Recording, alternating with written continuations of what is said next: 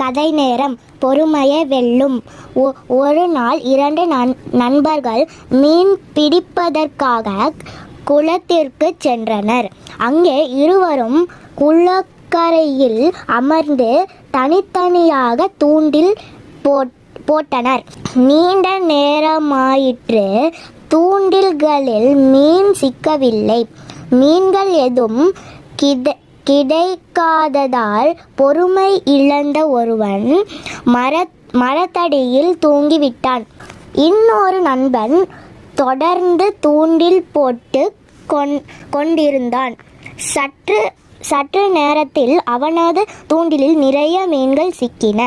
மரத்தடியில் தூங்கியவன் எழுந்தான். அவன் தன் நண்பன் பிடித்த மீன்களை பார்த்து மகிழ்ந்தான். இந்த மீன்கள் உன் பொறுமைக்கு கிடைத்த பரிசு என பாராட்டினான். பொறுமைக்கு காலதாமதம் ஆகும், ஆனால் அது ஒருபோதும் தோற்றும் போகாது.